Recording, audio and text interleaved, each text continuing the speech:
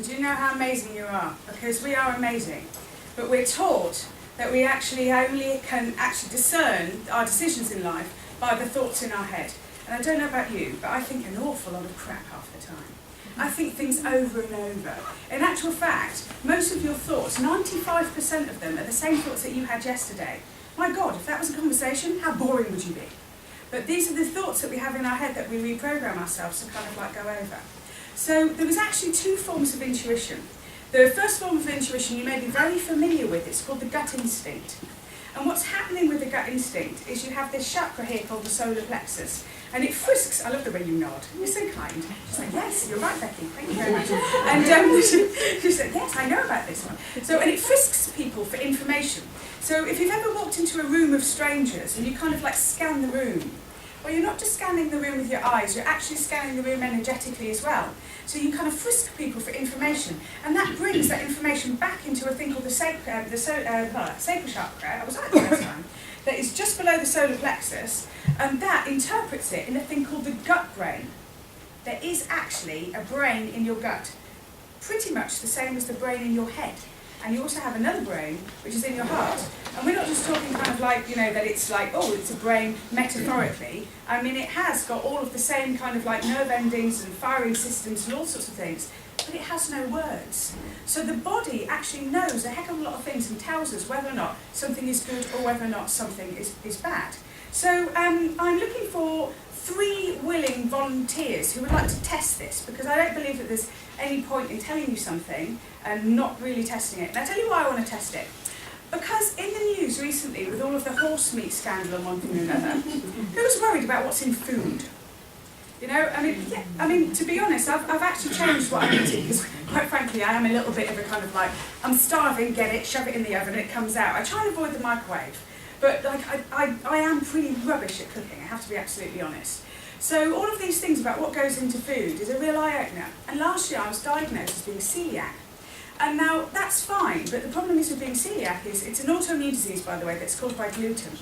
So if I eat gluten, I have some pretty horrible kind of like side effects. Now when you're in a restaurant, certain things like chips, the way that they're cooked, can be covered in gluten.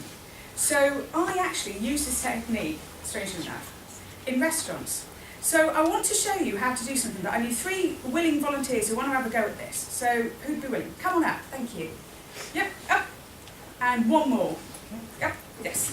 So sorry, you missed out just by one. Okay. So here I have, come on up. Here I have 2 bottles of liquid in example A and example B, okay? Now what we're going to do to make this like a proper double sort of blind experiment is if I ask you to stand forward. Now we're not going to let them know what you choose, okay? But the audience is going to know, but they're not going to know, because otherwise they'll go, I don't know, it didn't work for me, so I'm not going to say, oh, I'll go with what she went with. So that's why it's a really good experiment. Now if you don't mind, we'd like you to stand sideways on. Excellent, because now everyone can see how you move. And what we're going to do is we're going to put one of these over your heart area, and then you're going to see whether or not your body moves backwards or forwards, okay? It may be a subtle movement, but everyone else will see it. So put that on your heart, see how you feel. Did you see them move forward then? Yeah. It was subtle but beautiful. Thank you very much. And try that one, see how you feel. Nothing's happening, you're not moving at all. Okay, that's cool. Well, at least we've got one positive reaction. So thank you very much. You may go and sit down. And go and sit down, and then it's less uncomfortable, isn't it? Come on up. Okay, so put on your heart. That was interesting, good. And then put that one on your heart.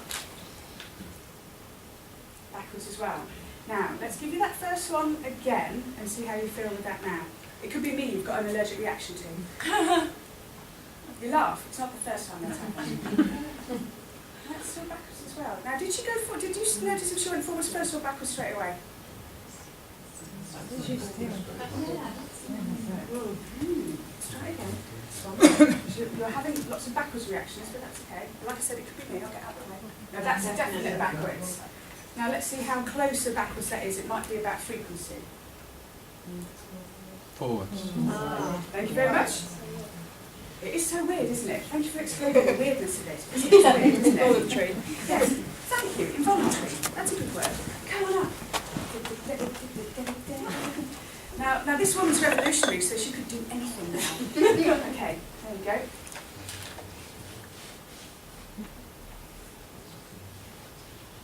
Not really. Let's try the other one. Doesn't mean you're dead, by the way, just to let you know. Now you move forward then. Did you see that? Yeah. Okay, so, yeah. You see, that's why I get you to go sideways on with a multitude of people. Have a feel of that one? Rocking. That's rocking. Oh dear, that's a worrying sign if you're rocking. You should be rocking and rolling in kind of like a revolutionary kind of rocking and rolling kind of way. Okay, but you move forward on this one, so that's the main thing. Brilliant, go and sit down. Okay, so would you like to do the big reveal, Sam? So if you open A and I open B,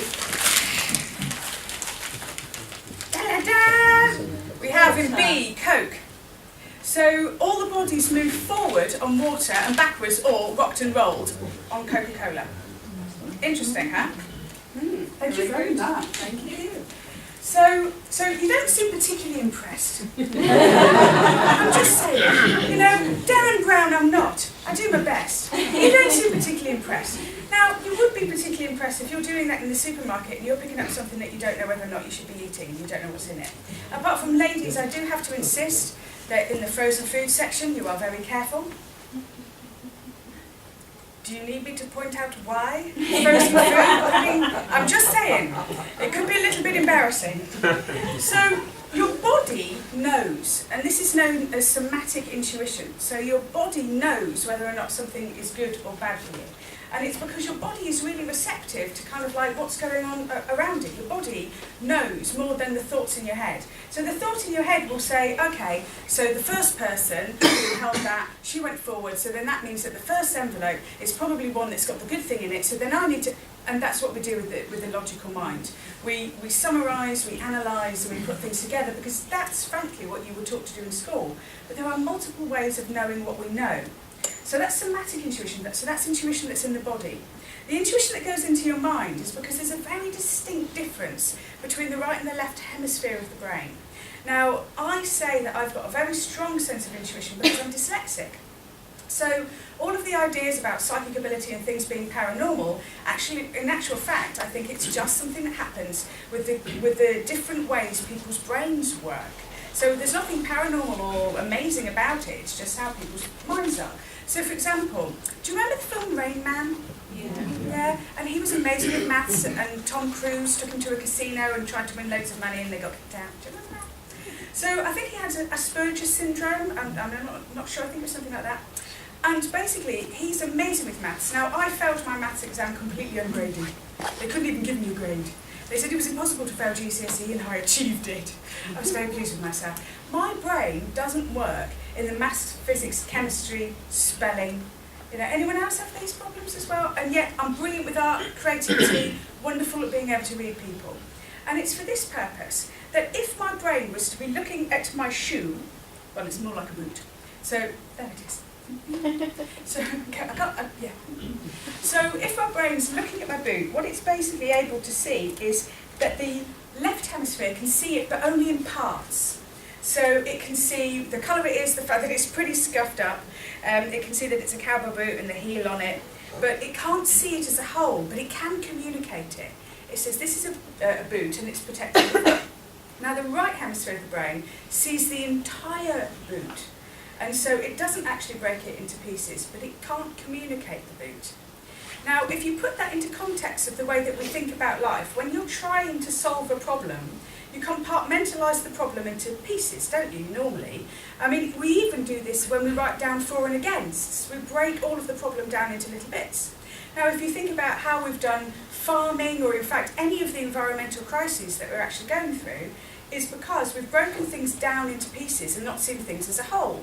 So, for example, farming in America, that ended up with all of the dust fields and things that happened because they were farming the same crop in the same soil, and the soil ended up getting broken up, and then they ended up with these huge kind of like, you know, clouds of dust and sand, was because they were only thinking about things in parts, they weren't seeing things as a whole. So when you actually mix your left and right brain to actually be able to prioritise and see things as a whole, then you're able to make better decisions in life. The problem you've got is the knowing has no words. And we're only used to understanding things by the words that we have in our head, by our thoughts. But quite often your thoughts are there to protect you from pain, from scary things, from things that isn't good. Oh, we've got back on the jellyfish, that's okay. Hopefully we'll get the koala back in there. So it becomes to this point where your gut instincts, that feeling of this isn't safe, actually works very much with your head. You get a feeling about a person, you go, I don't like that person, I need to move back from them. Have you ever had that? And you met somebody and you have like an allergic reaction, you have what's known as a reptilian response. You just go, I don't like that person, moving away. So when you move away from someone like that, it's because your solar plexus has frisked them, there's something about them that you don't like because it responds to something that you understand to be, in your life experience, not good. You move away from that person and you cut them off as being a bad person. But what if that person actually reminded you of somebody that you didn't like? Say your really horrible maths teacher at school. And in actual fact, what your solar plexus has done is gone, uh-oh, this is a guy like the guy that humiliated you in school. This isn't autobiographical, by the way. But the guy who humiliated you in school when you couldn't add up. And he said, come up here and stand there and on the board do this working out. Yeah, do you remember that kind of schooling? And then you get wrapped in. Anyway, so I had a terrible school.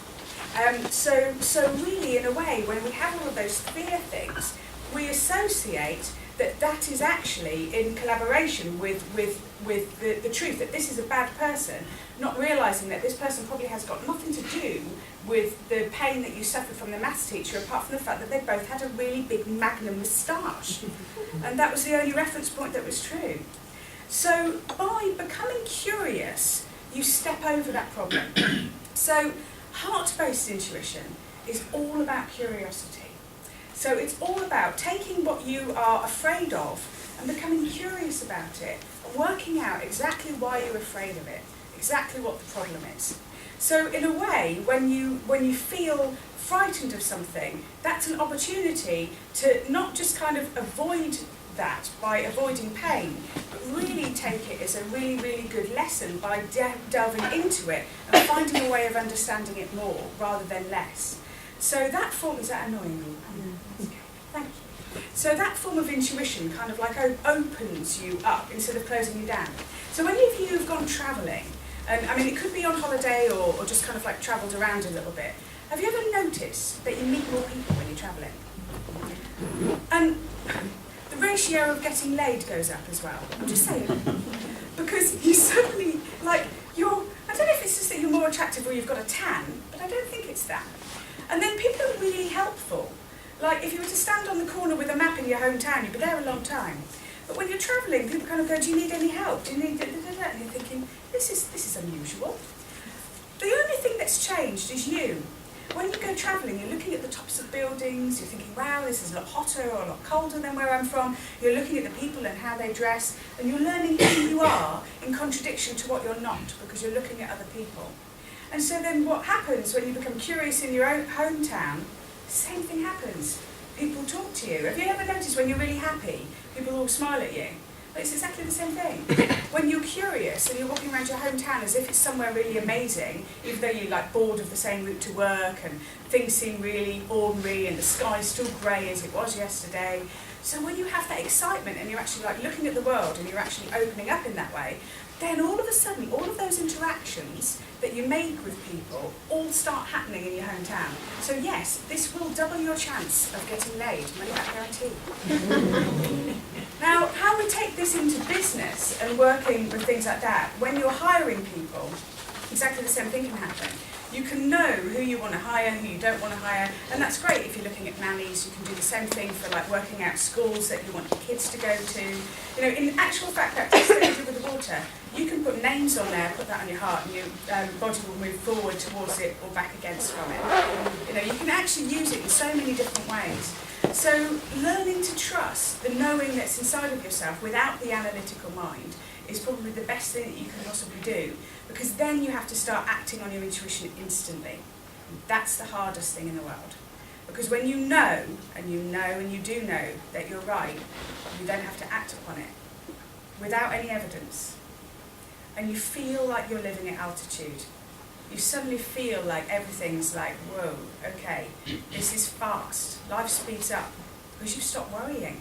You've stopped analysing, you've stopped thinking, and you save all the energy that you were using on worrying about stuff. You save all the time from overthinking and double thinking things, and suddenly you find yourself absolutely in flow with life. But you have to be really brave. It's a really strong thing to do. So I tested this. I had an intuitive surge to move to San Francisco. Now I have to tell you, at the time I owned my own home in London, not outright. I owned my own home in London. I'd just come off the back of having my own radio show on LBC, which was an amazing show. And I was probably in the peak of my career, the most money I'd ever made. I had like clients coming out of my ears, and I had like students and one thing and another, just brilliant, brilliant. And I knew I had to go. I just knew I had to move to San Francisco. And it was just at the point when the economic downturn was just starting, the house prices just dropped. And everyone said to me, you've got to wait until your house price goes up. I'll tell you what happened. When I sold my house and I moved to San Francisco, I spent on a degree in San Francisco what I would have lost on paper had I sat in that house waiting for the house prices to go up, and I would still be waiting for the house prices to go up. So I managed to get 2 years in San Francisco, a degree, and I had a quite fabulous time, and I wrote a book called You Do Know. Because I really learned to actually go with the flow, even though I couldn't explain to my mother, who was very bothered about this, what the hell I was doing. I just knew. Because knowing isn't always in the head, it's in your entire being. You get a surge of excited feelings, not that fear stuff. And when you go with your excitement, it usually pans out brilliantly. So I did say to you that whilst we were watching the film, that I wanted to invite you to have a think about ways in which you want to use intuition in your own life, or any questions that you've got, or tips, techniques, anything you want to know. So because it's great listening to somebody speak, but I always think, great, now I want to apply that into my life. So, questions, please. So what would you say are the main sort of physical distinctions that you can measure between your gut instinct and this? You have kind of already No, I'd love to narrow it down for you. No, perfect. So the gut instinct feels like I feel sick.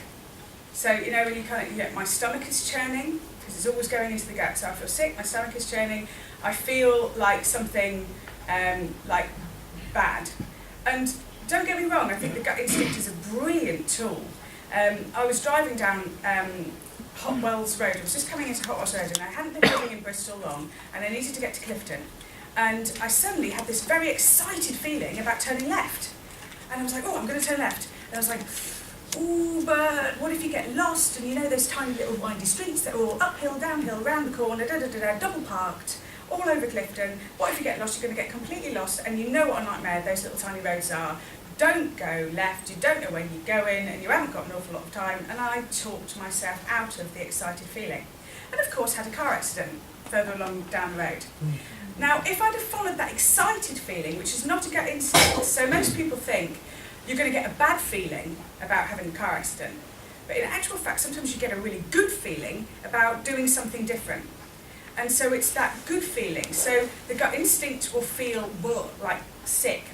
And the heart will just literally feel like a child. You feel like you're a child. You go, oh, I know, let's go up the hill, let's go somewhere else. And you kind of go, yeah, no, don't be ridiculous. And you just, poof, and you talk yourself out of it. Now, I have to say, it's not even in words. I can only describe it in words, but it's like you just feel excited about taking a left turn. That's it.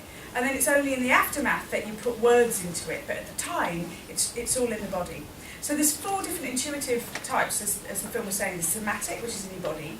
Then there's mental, which we've talked about. Then there is spiritual, which is in kind of like your aura self. And I'm not actually very good with that myself. Lots of people really can walk into a space and kind of like feel what's taken place there before. And some of these people believe that they can feel angelic things and spirits and stuff like that. Most of these people have all moved to Glastonbury now, so they're all there. Apologies anyone who lives in Glastonbury. And then the final one is empathy. It's being an empath. So it's when you emotionally feel something, and it can literally be. I mean, if we had much longer, I'd get you all swapping chairs so that you could feel someone else's backache and that they're taller and because when you actually swap chairs that someone else has been sitting in, you can actually pick up information about them because they've left their energy behind. But you'll feel it emotionally in your body, and so I believe that every single human being has a theme tune. Do you remember Bod?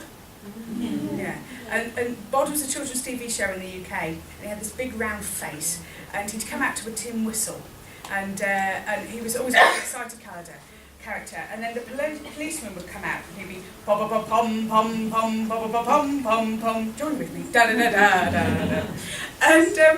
And so the policeman was obviously a very stern character. And then Aunt Flo was an oboe, and literally the woman had no neck; she was just breasts all the way down. And think of Papa, but without the figure.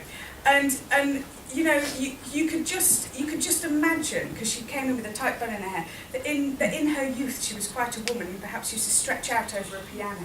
It just told you something about her. Now, when I meet people, I hear them first, and I hear them in a scale of do, re, mi, fa, sol, la, ti, do, probably more in tune.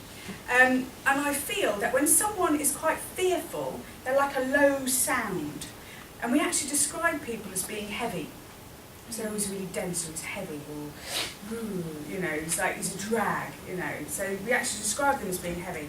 And then the light sound, the light vibration, oh, he's so light-hearted, he's lovely, oh, he's, the life and soul of the party. And we even change our pitch and our voice when we talk about it. And so what we're actually describing there is we're describing how close people are away or towards fear. So to me, the dense sound, the low pitch is fear, and the high pitch is more closer towards love. And that's how we're literally describing somebody. We're describing how fearless they are in the way in which they are experiencing life. And you will feel them in your body when you meet them. You kind of like, oh God, it's him again. Oh God, he drags me down. And we feel that if we go and visit people in hospitals or whatever it is, we get these different feelings, and then we kind of come out, and you literally, when you've been in a heavy meeting, you come out and you say, oh, it's nice to have the fresh air, but it's not the fresh air, it's just being out of that dense, heady, fear-based, confrontational or whatever, trying to get your needs met kind of conversation. So does that kind of answer that? I did say I was going to give you streamlined. Yeah. I don't do streamlined. Sorry. Other questions? Thank you. You can be my little man. Thank you very much. Yes. Once you're inspired and you're willing to take the step, how do you come up with your action plan? Yeah, because without any words, how do you come up with an action plan?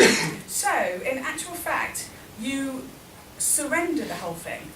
Now this is where it gets even more scary. You actually surrender it and you kind of go, right, okay, I need to know that this is right, but without needing to know. So you become curious about it again. So you keep the curiosity going, because curiosity does this thing. It unfolds. So you become curious about something and it opens. Then you become curious about it opening and it opens. You become curious about the opening and it opens. If you've ever been in a long-term relationship and your partner comes home from work, and you say, how was your day? And then you think to yourself, I don't know why I'm asking, I don't care. You know that you're no longer in love. You're done. So what I would suggest is when I'm talking about curiosity, I'm also talking about being in love.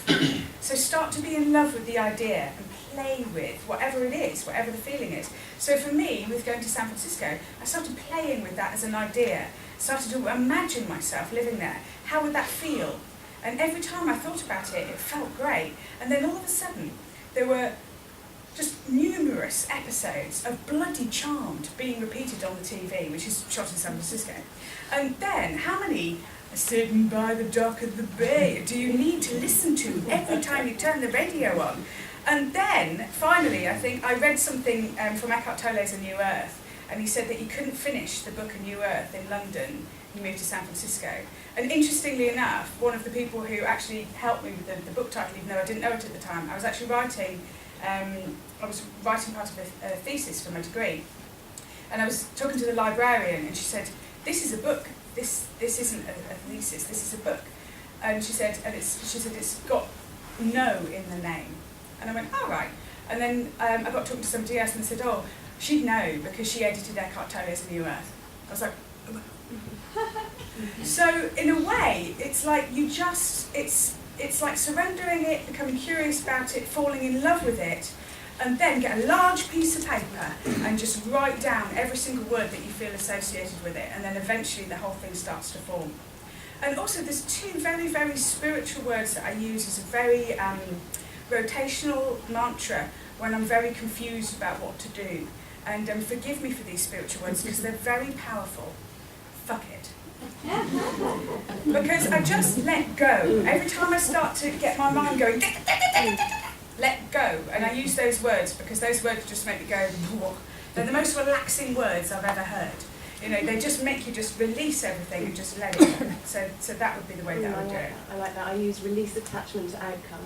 Every That's ever so time. long. I know, but it works for me. Every Yeah. time I get lost or whatever. Yeah, drop it's another one. But Yeah, yeah, I like release yours. attachment. Yeah. I like yours, but it's a bit rude.